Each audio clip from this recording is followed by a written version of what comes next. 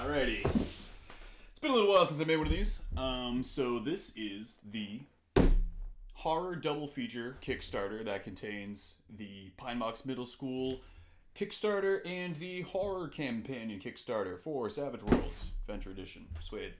The one that we all use. The good one. Got what could be called a set of the Framed Deadlands map in the whiskey box they sent me as a little memento for my first one. So thank you very much to Pinnacle and everybody who was involved in that, sending me that. It was awesome. It's not until you get this really nice microphone that you realize that every chair in your house is so loud. Horror, especially pulp horror, is something that's very near and dear to my heart.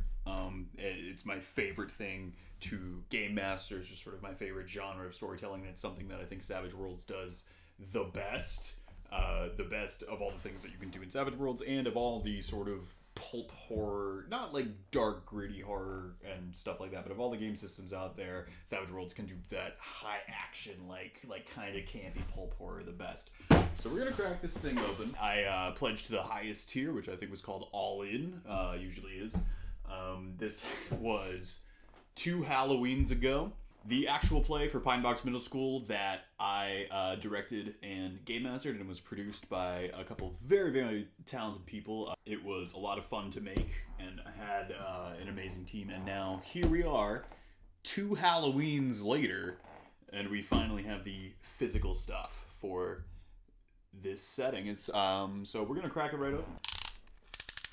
It's for all you ASMR freaks out there.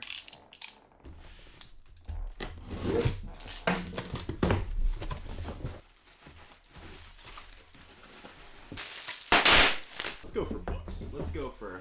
Oh, yeah. Beautiful. That is gorgeous.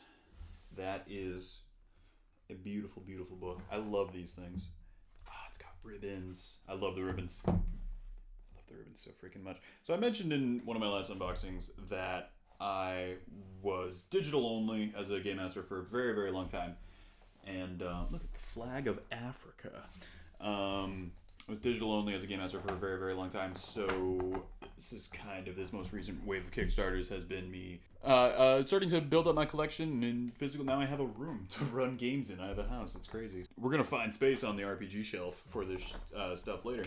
So I've been using this digitally, this book, for a while, and there's a lot of really, really cool stuff in here. The main thing that I am looking for when deciding whether or not to back a project is I want to know, is this only for game masters? Is it only for players? Is it a little bit of both? The companion books are a lot of both, but you only really need it as a game master because a lot of the stuff, especially that this book is going to give you, is stuff like bestiary, magic items. There's a lot of GM advice in these, setting rules and rules for magic and rituals and a lot of random tables. A lot of that stuff you might want to keep secret from your players, so you don't necessarily want them to. I have this issue. I've never given a PDF or anything to a player and say, hey, go read this, only these pages, not the rest. They're just gonna do it. So that's why I'm saying, like, pretty much only as a GM would you actually need this. But there is edges, hindrances, races, and a couple other things. Just want to talk about a couple things that I really, really love. I mean, shout out to the art team, obviously, because it's amazing. So rituals are really, really cool. There is a ritual table in Pinebox Middle School, which is kind of an updated version of how it would work in something like ETU. And so what this does is sort of boils it down to very generic stuff that you can kind of get the feel of and inject it into your game wherever it is. They'll say things like a venomous extremity, a part of a poisonous creature, or the poison itself, which could be anything. It doesn't have to be, rattlesnake rattle, which is something very Texas-y that might, make more sense in Pinebox. So you can take this and sort of extend it anywhere, which I really, really love. A lot of the new powers, spells, or whatever, they work mechanically. They make the most sense as rituals, a lot of the newer ones, but there's some other cool stuff in here. The new races, the new sort of monster species, if you want to go, obviously I love classic monster movies, and all your classics are going to be in here. So really quick, We have Angel, Demon, Mummy, Patchwork Monster, Phantom, Revenant, Vampire, Werewolf, and then there is advice on creating your own as well. So they did these a little bit differently. You can build a vampire or a werewolf using the normal sort of race creation rules in Suede, but these ones are very, very high powered. There's a lot of rules here for monstrous heroes, and they all have like roughly 15 points, I think. And they all have their own edge trees as well. They have their own little extra abilities, monstrous abilities. And then there's some overarching things that you can take as any monster. It's really, really cool, but it's kind of designed for either you become a monster temporarily within your campaign or everybody's a monster. Otherwise, the balance doesn't really work out. But like I said, you can build those same races with the race creation rules that already exist if you want to sort of to dumb it down. For instance, when you become a werewolf, you increase your agility, strength, and vigor 2 die types. Beautiful. Trying to convince my partner right now to do a Buffy game with me. We're going to see how that goes. Extremely extensive bestiary. The Cthulhu mythos were a stretch goal, and they look flippin' cool. Let's just get that up in there. That's awesome. That's so good. So that's the horror companion. I'm so excited to use this at my table. The artwork in here alone is incredible. So let's just stick that off to the side, and we're gonna get moving on. Horror action deck. Ooh, it's big. Classic Savage World Joker. And the rest of this art is just sort of your staples of the genre here. We've got some investigator types. I think a lot of these appear as arcane backgrounds or species or whatever. And that guy, I just love that guy. Just what a guy that guy is. I do love the sort of blood-stained nature of them is really, really nice. And the little pentagram and then the sort of symbols that are kind of watermarked in there is awesome. I love shuffling giant cards. They never fall out of my hands and explode everywhere. Awesome. Alright, I'm super happy with that. Love collecting Dex cards. We have horror archetypes. So we have 36 of them in here of different time periods and genres of horror. These are the archetype cards. We have a bunch of modern ones that would be well at home in any sort of ETU or just sort of Pinebox centric game or any sort of modern urban horror like that. And then we have some Victorian era folks over here. What I love about these is none of them really say, none of them really use any edges from specific settings or anything like that. Like, you could slot any of these into a Ripper's game and they would work great, but they're not specific to that. You can put your own twist on, Dracula and Van Helsing and all those sort of things, anything that takes place in that time period. And then we've got a couple of sort of noir era characters right here, which I really, really love. I've been running a Ripper's game for about 4 years, and we are now in World War II, so I really like all of these noir era guys and the soldier here. Playable monster characters who really, really run the gamut here. Angel, Demon, Mummy, Patchwork Man, Revenant, Vampire, and then a few of the characters that utilize the new edges. So the Demonologist with some of these new edges from the Horror Companion, hindrances. All of these are statted at seasons, so most of them are rocking a couple of pretty cool powers. Around now, it's probably sinking in that you're not the predator here. That's gorgeous. You have a lot of these playable monsters who they really, pack a punch. But, to balance that out, say, this seasoned Slayer here, she's got 6 edges to start. And this Swamp Freak right here, creature from the Black Lagoon or whatever, is not in the playable monsters they give you, but they give you guidelines to build your own, and this is something that's built with those rules, which I think is really cool. He's fun. I would definitely play him. JK, I've never played a character in my entire life. Game master forever.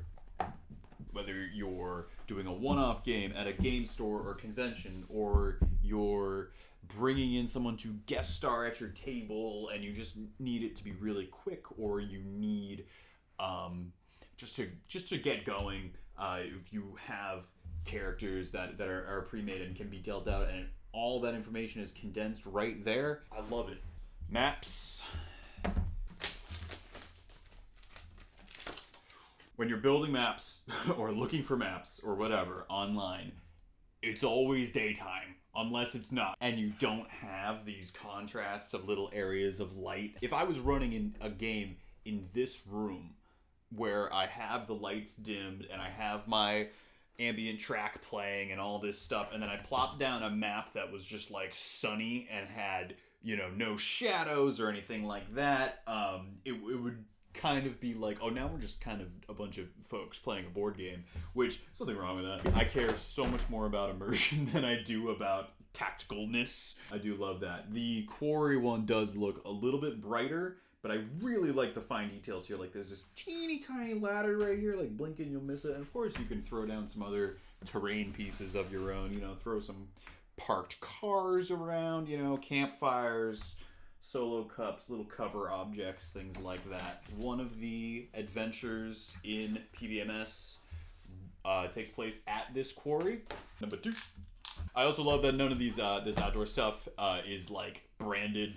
None of it says "Welcome to Pinebox, Texas" or anything like that. So you can just sort of plop it into anything. You know, just get sort of maximum usage. The main reason I avoid buying terrain and maps and things like that or minis is that you have to come up with increasingly contrived ways to reuse the thing that you bought. So I do love reusability. All right, got the PBMS cafeteria here. Now, as someone who works in a dining hall, I could point out the horrific layout of this kitchen, but I'm not going to. I've never seen one this clean. Behind the serving line here, just made all of the floor just basically brown. This is awesome. What I love about this is that you could use both. You can leave it completely empty, do an after hours thing. You've just got your characters and your bad guy, and they're maybe dodging under the tables, or, you know, trying to sneak around, or fill it with kids, you know, and you got you know, the bullies there and whatever. You can do like a big crowd scene. You can do whatever you want. The Inferno Complex. So here's the Inferno Complex. This is a little more specific, but you can use this as any sort of modern mad science area. Anyway, I do like the depth here on the upper gantries and all of that stuff. You know, you can just kind of sneak around there. Spoilers, I have read the whole plot point campaign, so this is from the final act of the plot point campaign that is in PBMS. Fantastic. But you could definitely slot this into almost any sort of modern horror thing. I maybe cover up some of the tubes or change what they're for in your story or anything like that. Even these consoles look a little retro. They're kind of hard to pin down sort of what year they are. Truck is the same way. You can kind of use it for whatever you want, and I do enjoy that. All right, horror pawns. I'm not going to punch out every single pawn, mostly because I'm not sure if they'd all fit back in the box if I assembled them all. But you do have this handy dandy table here to tell you what everything is, and a little cheat sheet here. We'll get a couple of them going though. Ooh. My last video was an hour long, so I'm going to try to pick up the pace a little bit here. I really, really love these pawns. Let's get definitely not Willow out here. I like this constable, this Victorian guy. I really like how they're cut. They really pop on your table. He's a magician. So what I love is if you're doing a con game, or if you're set up at a game store, you're trying to get people's attention, you just have your pre-made character, you have the pawn, you'd be like, all right, take that, that's yours. If you have any like spell cards or anything else like that, you can just sort of clip them to those and just be like, all right, here's what we're doing. Like, here's some stuff to grab your attention. Pick someone you're attached to, and then I'll explain what we're doing. Go. Checking out some of these monsters here. We've got this mountain climber, manticore guy. This, I believe, is the Black Judge, which I'm super glad that that's canon. Real ones know what I'm talking about. And I love these little guys. Ooh. Oh, these little toys. Oh, those are creepy. When I worked at a haunted house, two of my friends actually, were in the porcelain dolls room because they were short. They painted them and gave them old-timey clothes and to sit very still on high chairs and stuff. And then they'd move and dance around and they would sing nursery rhymes creepily and chase you and stuff. And I was so freaked out about it. I was driving everybody at the time because I was the only one with my license. And I was like, look, you cannot be in character on the way home, okay? Just straight up no. Because I will not be able to sleep. And of course, we're getting out of work at like 1, 2 a.m. Those are these flipping giant dudes. We have a many-headed dragon. And we've got a frog with pig's feet. So of course, they give you figures for a lot of the creatures that are in the bestiary. You can put a face to the name. But I'm also a huge fan of, abstracting these or using those stat blocks for your own purposes. I love this junk guy. Wow. And we've got a bunch of werewolves because you can't just fight one werewolf. You got to fight all the werewolves. And we got a classic car. Very Goosebumps. My session 0 for my Pinebox game, heavily based on the haunted car from Goosebumps. And someone said, why'd you make the bad guy an auto mechanic? Because the mechanic in real life has had your car for 6 months. And I'm like...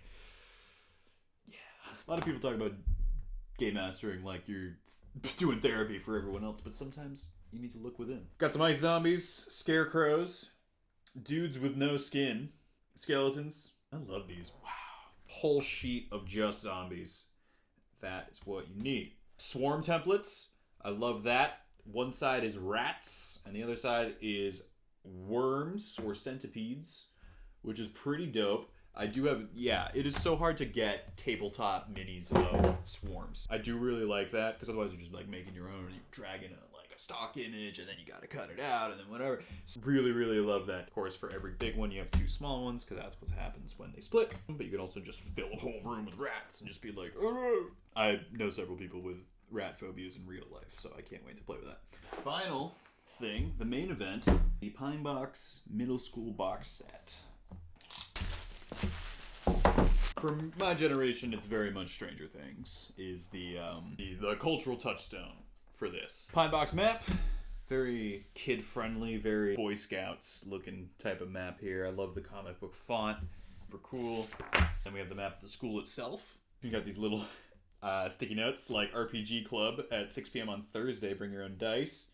You can give that to your players on first day or frame my Deadlands map just for that type of thing. Ooh, cell signal cards. Oh, okay, this is awesome. So, a lot of classic horror. I can watch this and enjoy it, but if this movie was made today, this wouldn't work. If they had cell phones, this would be fixed. You wouldn't be, trying to walk through miles of woods to the main road to flag down a truck you can hitchhike in if you had a cell phone. Pinebox kind of gets around that by these handy dandy things. So we have cards here for whether or not you have cell service, and that imposes a penalty on rolls for communication, for research, for all that stuff, for your parents keeping tabs on you. If you've got overprotective parents as a hindrance, that is fantastic. Okay, so you can just kind of shuffle those up or roll for it. I think also certain areas in the book are tagged with the amount of cell service they have. Folks, we got dice. I do love these. I'm worth it. For the wild dice that are always themed with their ace symbol. So for this one, it's going to be a little game controller here. Ace on the first try. All right, cool. Beautiful, beautiful, beautiful. I love classic soda chips, but really theming your bennies for your game is awesome. So they have one sort of uniform back here with the logo. Real satisfying weight to them. They hit the table real solid. Can't multitask, can't talk, and hold things at once. Alright, we got the archetypes for these kiddos. I love them. They're all 7th grade, so leveling works a little bit differently in Pinebox Middle School. They max out at seasoned, and they set all the milestones for you as points in the school year. So taking a pre-made archetype and adjusting them up or down, power-wise, is kind of hard, in my opinion. Kids you got here are kind of all the staples of the genre. You've got the delinquent, obviously, country kid, science kid, athlete kid, a whole bunch of other ones that kind of make more sense for this context. You have a ranger scout, because you do a lot of wilderness stuff. Medium, because you can start out as psychically sensitive. It's not called that. It's called imaginary friend or touched by magic. Pretty cool. And it, of course, gives you a little background on their family. It also gives you a system to choose it. It also gives you a system to randomly generate it, which is awesome. In games that don't prescribe your connections to NPCs, I still tell my players in Session 0, I'm like, come up with like 2 or 3 NPCs that are related to character. It can be good, it can be bad, whatever. But some people don't want to do that. But I love the fact that when you're playing children, you need to have that sort of, that modern world infrastructure around you. You have parents that are checking in on you. You don't have a way to drive across town because you are 11, and you have annoying siblings who are going to steal that thing that you need, that cool thing that you found. It was mysterious. It was really mysterious, and you found it. You said, hey, don't touch it. It's in that shoebox. And then they took it at the moment you need it for ritual. So I do love that. I love that mixing of the mundane and the supernatural, kind of balancing those two halves of like the whole secret identity thing that you don't get in a lot of other things. Rippers does it pretty well with their status and favors and all that stuff. You kind of have to navigate where you're seen and who you're seen with and stuff like that. I also don't really know what it's like being a kid growing up in today, in this year. So, I didn't have a cell phone until I was like 19 or something. So they do a really good job of capturing that. Look, if you wanna sneak out, you can go do that. There might be an Amber Alert. These are the adversary cards, which are quick ways to have bad guy stats at your fingertips instead of looking them up in a book. What I do, which is copying them down by hand onto index cards and then dealing my action cards onto them. No, you just keep these in your back pocket. Most of these are in the Plot Point campaign or the Savage Tales. Inferno Demon, of course, being the final boss of that. I do love the Blood Demon. Just artwork-wise is fantastic. He's on the GM screen, which is fantastic. Here we've got adversary card for the Yellow Woman. The Last Rites of the Yellow Woman was the adventure that I ran in my one-shot. It's a very well-written adventure. I wish I had more time to fully do that thing justice, but I had a lot on my plate when I was game mastering that. Let's crack open the GM screen real quick. The GM screen has these 2 adventures. Curse of Wilson Quarry, which is the one I mentioned earlier, goes with that map set, and Last Rites of the Yellow Woman. Curse of Wilson Quarry is written by Tracy Sizemore. Rites of the Yellow Woman by Ed Wetterman. So I just wanted to shout those guys out because I've read both of these adventures and they are very, very good. And there's a whole bunch in the book, but when I was making my actual play, it was just a toss-up between these 2, deciding which ones to do. And I decided ultimately to do the Last Rites one specifically because it all took place in one location. The adventure literally draws a circle around your characters and says you can't leave here till the sun comes up, which is nice when you're trying to get through something in 3 hours or less. Just look at that beautiful, beautiful art. I love that so much. I have the Deadlands GM screen over here as well, and what I love about that one and this one is that in this sort of new generation is that they're not super tall, but it has that stuff that you can't memorize, like fear and injury table. So that is beautiful. I do enjoy that. PBMS core book. This thing is tanky at 208 pages. Wild. There's a lot of stuff in here that they're like, and then there's a spooky thing, and they don't explain it. There's a lighthouse in the forest, hundreds of miles inland. We don't know why. You can just, as a game master, you can just do whatever you want with that. I love that. A couple things I want to shout out really quick. All right, so the game gives you license to, just look, it's the modern era. Just look up real stuff and how much it costs and just do that. But also the flip side of that being your character does not have a lot of money. And of course, the way that your family gets generated, those dice rolls are influenced by if your character took poverty or rich or very rich or whatever. It generates everything from number of siblings, the age difference from you, because as the game goes on, you're going to be playing through 6th, 7th, and 8th grade, or even beyond. Those characters might age into the system if they're younger, or age out of the system if they're older. So if you have a protective older sibling, maybe they graduate and go to high school, and now, you know, there's no one to protect you from that. Flip side, you have your annoying younger sibling who you used to be able to leave at home and not bother you and hang out with your friends at school, comes into school as a 6th grader when you're in 8th grade and stuff's really getting going. So the role-playing opportunities here are awesome. There's a couple other things I want to talk about. I'm going to talk about the ritual system, which is fantastic. Oh, we got ribbons. Oh, of course we got ribbons. Every time I'm excited about it. Oh, like here, this page that has 3 different tables on it? Yeah, bookmark the crap out of that. So I love the ritual system because the components are great. Stuff that's like either very normal, it doesn't seem spooky, or like something that is spooky but is hard for a kid to get, or isn't spooky. Like I think cigarettes is one of them. Maybe that's not in the final one. Oh yeah, crushed ADHD medicine. Stuff that's like normal. You're like, why is this magic? And also is like kind of difficult for a kid to get, which I love.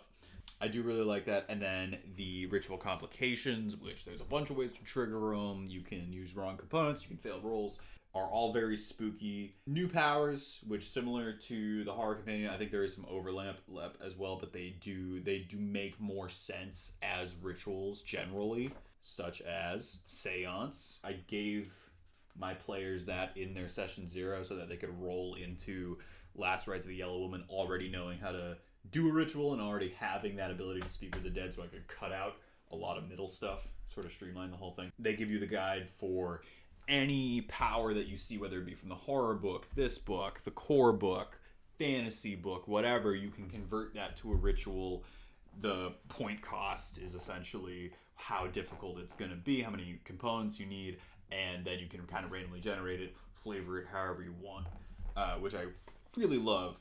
And then we have some talismans here, which are all very, very, like, flavorful. The little lucky things that you pick up as a kid, and you're just like, I found this on the side of the street. It's mine now. Shoes that make you run fast and all of that type of stuff. This is an adventure generator. So, yeah, the plot point is pretty awesome. It's just, like, it's just wacky. And I mean that in the best possible way. So it's, like, the right amount of camp and pulp and all this stuff that you're like, yeah, only middle schoolers can solve this. Only middle schoolers can see these connections, find these clues, go to this place, and adults are not gonna believe them because it doesn't make sense. Minor spoiler, I think the second or third adventure, a bunch of video game characters come to life and try to kill them and then disappear when the parents show up. And so I love that type of stuff. Here he is. What's his name? The Molten Menace. Backyard Battle Monsters. Yeah. Remember 2016 when we were all running around playing Backyard Battle Monsters? I love Pinebox. I love the concept of it. I wish I had more material on it. I'm slowly working through, ETU, and I really want to pick up some of the old, like, 12 to Midnight stuff and, like, Blackguard and all that stuff. It's existed as a backdrop for modern horror for a long time. Well before this book. This book is sort of the little brother of East Texas University. And he said, oh, we didn't do puns. Let's do puns. I wonder if anything I've said for the last 10 minutes has made sense. Got the Pinebox Pawns. Ooh, I'm super excited to see that Blood Demon.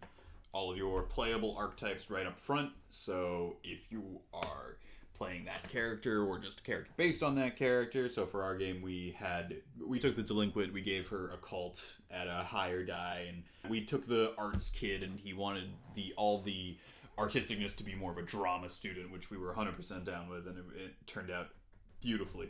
You can just slap those down on the archetype cards, give them to your potential players, and just be like, hey, look at these.